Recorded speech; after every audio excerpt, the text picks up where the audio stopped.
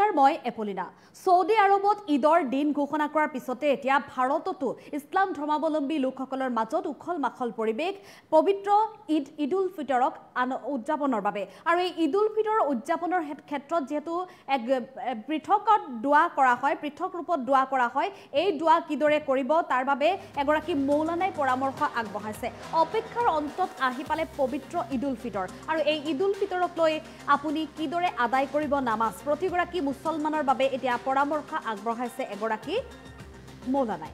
নামাজৰ সময়ত নকৰিব ভুল, নামাজৰ সময়ত কিছুমান ভুল নকৰিবলৈ পৰামৰ্শ আগবঢ়াইছে। প্ৰতিদিনে আদায় কৰা নামাজতকৈ পৃথক পবিত্ৰ ঈদৰ নামাজ। আমি মুছলমান ধৰ্মাৱলম্বী লোকসকলে পূৰ্বতে যি নামাজ আদায় কৰে সেই নামাজতকৈ কিছু সুকীয়া হয় ঈদৰ নামাজ। বছৰত মাত্ৰ দুবাৰকৈ আদায় কৰা হয় পবিত্ৰ ঈদৰ নামাজ।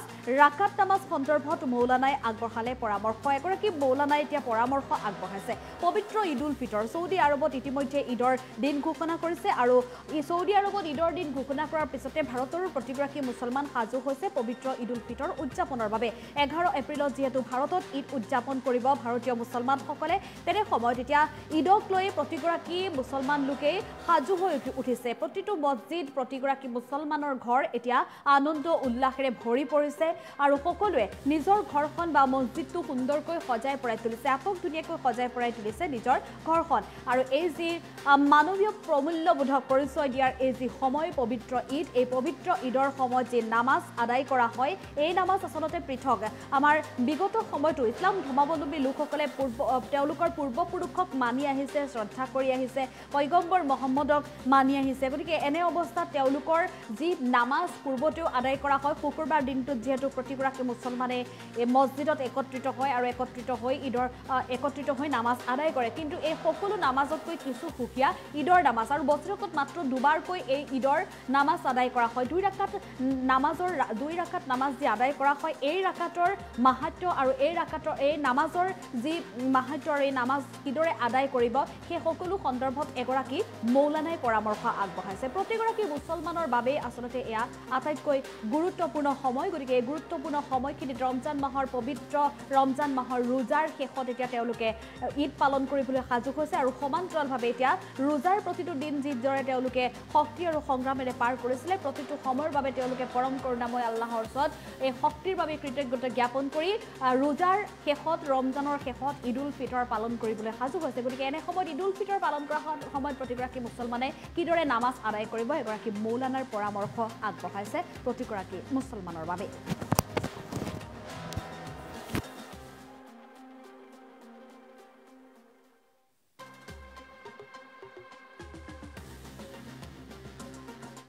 আলহামদুলিল্লাহ ওয়াহদা ওয়াসসালাতু ওয়াসসালামু আলা মান লা নাবিয়্যা বা'দা। আল্লাহ সুবহানাহু ওয়া তাআলা আমাক ইমান এটা অফাৰ দিছিল, অৰ্থাৎ ৰমজান মাহ দিছিল। আমি জানো যে ৰমজানৰ যিটো ৰোজা সেইটো যেতিয়া সমাপ্ত হয় তেতিয়াই আমাৰ এটা ঈদ দিয়ে, উৎসৱ দিয়ে, আল্লাহৰ পক্ষৰ পৰা আমাৰ এটা উৎসৱ দিয়ে, অৰ্থাৎ আনন্দ উদযাপন কৰোঁ। আৰু তেতিয়াৰ পৰা আমি ৰোজা নাথাকোঁ, ৰোজা আজিৰ পৰা তাৰমানে ভংগ কৰিলোঁ। সেইকাৰণে এই ঈদক বলা হয় ঈদ উল ফিতৰ, অৰ্থাৎ ঈদ উল ফিতৰ। আৰু এই ঈদটো অৰ্থাৎ আমাৰ যে দুটা ঈদ আছে মাত্ৰ বছৰে মাত্ৰ দুবাৰ আহে, সেইকাৰণে বহুতেই আমাৰ মনত নাথাকে কেনেকৈ পঢ়িব লাগে। যিহেতু আন নামাজৰ নিচিনা এই নামাজ একে নহয়, অলপ ডিফাৰেঞ্চ আছে। সেইকাৰণে এই নামাজৰ যিটো দুই ৰাকাত নামাজ পঢ়িব লাগিব।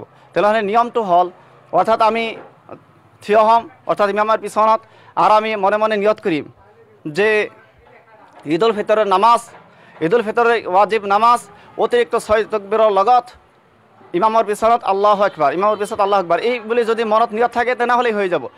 মুখত কোৱাটো জৰুৰী নহয়, এইটো আমি জানো, এইটো নিয়ত থাকিলে হৈ যাব, অসুবিধা নাই। এইটো কোৱাৰ পিছত আমি আৰু মুক্তাদি আৰু ইমাম সকলোৱে আল্লাহু আকবাৰ কৈ হাতটো বান্ধিব, য'ত বান্ধিব লাগে। এই প্ৰথম 2 ৰাকাতৰ অৰ্থাৎ প্ৰথম আল্লাহু আকবাৰ কৈ হাত বান্ধিম, তাৰপিছত চানা পঢ়িম, সুবহানাকা আল্লাহুম্মা ওয়া বিহামদিকা ওয়া তাবারাকা ইসমুকা ওয়া তাআলা জাদ্দুকা ওয়া লা ইলাহা গায়রুক। এতিয়া সূরা ফাতিহা আন এটা সূরা নপঢ়িম, এতে 3টা তাকবীৰ দিব লাগিব। আল্লাহু আকবাৰ, হাত এৰি দিম, হয়, আল্লাহু আকবাৰ, আল্লাহু আকবাৰ 3 নম্বৰত বান্ধিব লাগিব, যেহেতু প্ৰথমেতো হৈ গৈছে। এতিয়া সূৰা ফাতিহা ইমাম সাহেবে সূৰা ফাতিহা আৰু আন এটা সূৰা জোৰে জোৰে ক'ব, শব্দ কৰি ক'ব, সশব্দে ক'ব, আমি এনেকৈ চুপ থাকিম নিশব্দে। আৰু তাৰপিছত এনেকৈ প্ৰথম ৰাকাতটো কমপ্লিট কৰিম আন নামাজৰ নিচিনাই কোনো প্ৰব্লেম নাই তাৰপিছত নেক্সট যেটো দ্বিতীয় সেকেন্ড রাকাতত আমি যেতিয়া থিয় হম তেতিয়া আমি সূরা ফাতিহা আন এটা সূরা ইমামে জোরে জোরে কব আমি এনেই নীরবে থাকিম শুনিম তাৰপিছত যেতিয়া সূৰা ফাতিহাৰ পিছত আন এটা সূরা শেষ হৈ যাব তেতিয়া রুকুত নাযাম তেতিয়া ইমাম সাহেব কয় আল্লাহু আকবার আল্লাহু আকবার আল্লাহু আকবার অতিরিক্ত তিনটা হইছে আল্লাহু আকবার কই চতুর্থ যেটো রুকুত যোৱা আল্লাহু আকবাৰ তেতিয়া আল্লাহু আকবাৰ কই চতুৰ্থবাত ৰুকুত চলি যাম গুছি যাম এনেকৈ তাৰপিছত যেটো আনান নামাজৰ নিচিনা আত্তাহিয়াতো দরুদ শরীফ দোয়া মাসুরা কই সালাম শেষ করে দিম নামাজ হয়ে যাব কোনো অসুবিধা নাই এইটো ইনশাআল্লাহ এইটো নিয়মত ইনশাআল্লাহ আমি নামাজ পড়িম হয়ে যাব ইনশাআল্লাহ কোনো অসুবিধা নামাজ অতিরিক্ত 6 তাকবীর হ্যাঁ দুই ঈদের নামাজ অতিরিক্ত 6 তাকবীর ওয়াজিব নামাজ হয় দিলে দিলে থাকিলে এইটো নিয়ত থাকিলে হয়ে যাব ইনশাআল্লাহ নিয়তত ইমান চিন্তা কৰিব নালাগে ইনশাআল্লাহ কোনো অসুবিধা নাই